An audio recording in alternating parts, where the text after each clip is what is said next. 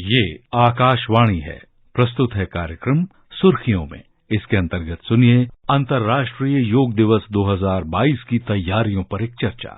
भाग ले रहे हैं अंतर्राष्ट्रीय योग दिवस आयोजन समिति के सदस्य डॉक्टर जयदीप आर्य और आकाशवाणी संवाददाता आनंद श्रीवास्तव। योग गौरवशाली भारतीय परंपरा की अमूल्य निधि है। योग शरीर, मन और आत्मा को एकाकार करता है। योग शांति का मार्ग है और खुद को जानने का तरीका भी। ये संभावनाओं को संभव बनाने का जरिया है।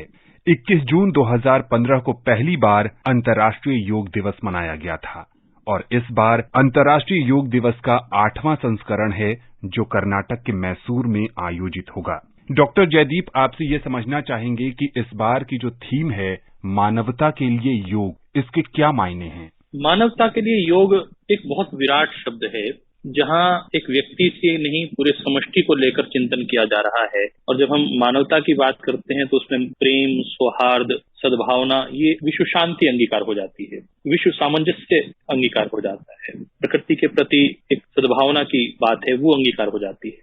तो मानवता एक बहुत विराट शब्द है और योग संपूर्ण मानवता के लिए है। ये अपने आप में उसकी विराटता का द्योतक है।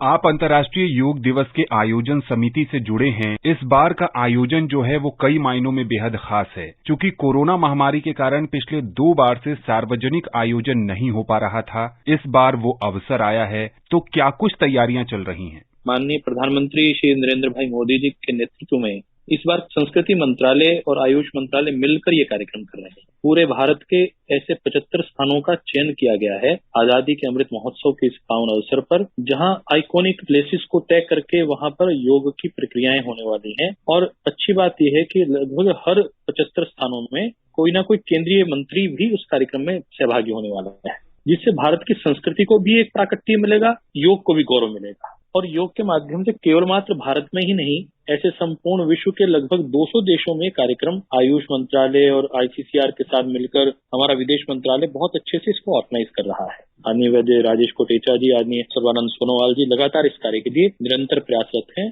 और इसमें भारत की अनेक योग संस्थाएं, जिसमें Patanjali Yogpeeth, art of living, Isha foundation सहित हार्टफुलनेस, ये सब संस्थाएं आगे बढ़कर निरंतरता के साथ कार्य कर रही हैं। इस बार जो मुख्य आयोजन मैसूर में होना है, वहां कितने लोगों के शामिल होने की उम्मीद है? और हमने पहले भी देखा है कि जब अंतर्राष्ट्रीय योग दिवस का आयोजन भारत में हुआ तो लोगों के शामिल होने के मामले में नए कीर्तिमान बने। इस बार की क्या उम्मीद है? आनंद जी, जब मैं मैसूर गया था तो वहाँ योग का ये अंतर्राष्ट्रीय हब है और बहुत से फॉरेनर्स वहाँ पर योग करने के लिए आते हैं, टीचिंग लेने के लिए आते हैं। और वहाँ के जो माननीय सांसद हैं वो भी बहुत गंभीरता से इस कार्य में निरंतर संलग्न है। मुझे लगता है कि कम से कम 1 लाख की संख्या उस कार्यक्रम में रहने वाली है और ये एक भव्य कार्यक्रम होगा। वहाँ जो आम जनमानस की रुचि है वो योग के प्रति बहुत गहरा लगाव है उनके हृदय में, और उसका कारण है कि मैसूर को इस बार का राष्ट्रीय कार्यक्रम भारत सरकार की ओर से मिला है, जहाँ माननीय प्रधानमंत्री महोदय स्वयं उस कार्यक्रम में शिरकत करने वाले हैं। डॉक्टर जयदीप, अंतर्राष्ट्रीय योग दिवस के लिए जो कार्यक्रम मुख्य होना है, उससे पहले भी 100 स्थानों पर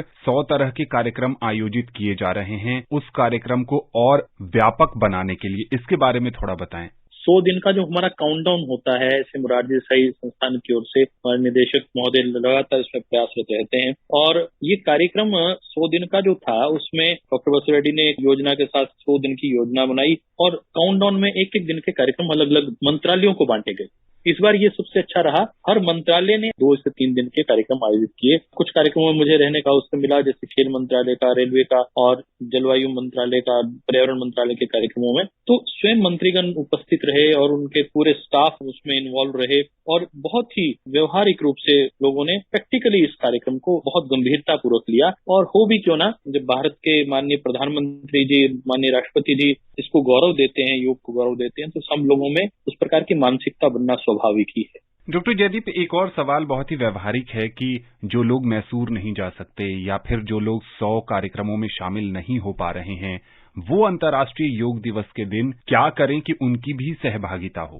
पिछले 2 वर्षों का ये कोविड काल जो रहा, लोगों ने ऑनलाइन घर पर रहते हुए योग किया है। परंतु इस बार फिजिकली ये योग का कार्यक्रम कर रहे हैं। प्रातः 7 से 8 बजे तक पूरे देश भर में हर डिस्ट्रिक्ट में डिस्ट्रिक्ट हेडक्वार्टर पर यह कार्यक्रम होता है। आप उस कार्यक्रम में सहभागी हो सकते हैं और उसके साथ साथ यदि आप घर से बाहर नहीं निकल पा रहे हैं तो आप अपने टीवी के सामने बैठे, डीडी न्यूज के सामने, ऑल इंडिया रेडियो के साथ बैठे और आप उसके माध्यम से भी इस कार्यक्रम में अपनी भागीदारी सुनिश्चित कर सकते हैं। ये तो सरकारी कार्यक्रमों की बात हुई। ऐसी गैर सरकारी अनेक संस्थाएं, पतंजलि योगपीठ, भारत स्वाभिमान, युवा भारत और भारतीय योग संस्थान, हार्टफुलनेस संस्थान, art of living, Isha foundation, जो निरंतर इस कार्य को करती हैं निःशुल्क रूप से। वो आपके घर के आसपास कहीं आप देखेंगे पार्क में, वो आपको कार्यक्रम मिल जाएगा और आप इस कार्यक्रम में सहभागी हों। आप सबको उसके लिए प्रति सादर आमंत्रण है। और ये आपका कार्यक्रम है, भारत की ये सॉफ्ट पावर है, भारत की ऋषि संस्कृति है ये योग, उसमें आप सहभागी होकर भारत को गौरव प्रदान करें। जब 2015 में अंतर्राष्ट्रीय योग दिवस की शुरुआत हुई थी तब भी बहुत सारे लोग भारत में योग के प्रति जागरूक थे, क्योंकि भारत में योग की एक बहुत समृद्ध परंपरा रही है। इस समय आपको क्या लगता है कि योग के प्रति भारत में जागरूकता का जो स्तर है वो बेहतर है या और उसमें काम करने की आवश्यकता है? इस कोविड काल के बाद भारत ही नहीं संपूर्ण विश्व में योग के प्रति एक विशेष जागरूकता पैदा हुई है। लोगों ने देखा है कि अपनी इम्यूनिटी ही अपनी सबसे बड़ी शक्ति है। यदि रोग मुक्त रहना है तो अपनी इम्यूनिटी को हमें बचा कर रखना पड़ेगा, बना कर रखना पड़ेगा, बढ़ाना पड़ेगा। और उसमें कोई निरापद पद्धति है तो योग और प्राकृतिक चिकित्सा है। हम एक प्रयास कर रहे हैं कि योग और प्राकृतिक चिकित्सा लोगों की जीवन पद्धति बन जाए। ऐसा प्रयास मुझे लगता है हर व्यक्ति के जीवन में आने से लोगों के अंदर रोग के प्रति एक जागरूकता भी होगी और रोग से लड़ने की उनकी क्षमता भी बढ़ेगी। ये एक सैंपल सर्वे से पता चला कि आज लगभग 70 से 80% लोग स्वतः स्फूर्त योग और प्राकृतिक चिकित्सा को अपनाने के लिए आगे आ रहे हैं। ये एक बहुत अच्छी जागरूकता का अभियान है। अमेरिका में भी हम देखते हैं कि लगातार जो लोगों की पहले संख्या 9% थी, इस बार वो बढ़कर 25 से 30% तक लोग योग को गंभीरतापूर्वक अपने जीवन में अपनाने के लिए प्रयासरत हैं। वैश्विक परिदृश्य के दृष्टिकोण से और राष्ट्रीय परिदृश्य के दृष्टिकोण से योग के प्रति लोगों की जागरूकता बढ़ी है, समझ बढ़ी है और योग के प्रति उनके जो चेतना है उसका स्तर भी बढ़ा है। डॉक्टर जयदीप, आप नेशनल योगासन स्पोर्ट्स फेडरेशन के राष्ट्रीय महासचिव भी हैं। युवाओं में, खासकर अगर विद्यार्थियों की बात करें, चाहे वो स्कूल के हों चाहे फिर वो विश्वविद्यालय के हों, इनमें भी योग को लेकर एक आंदोलन देखने को मिल रहा है। कुछ इसके बारे में बताएं। वर्ल्ड योगासना, नेशनल योगासन स्पोर्ट्स फेडरेशन बहुत अच्छे से कार्य कर रहा है और आपने देखा कि भारत सरकार ने एक अच्छी पहल की। सभी योग संस्थाएं तो आगे आई और योग संस्थाओं की ओर से एक पहल थी कि योगासन को खेल के रूप में मान्यता मिले।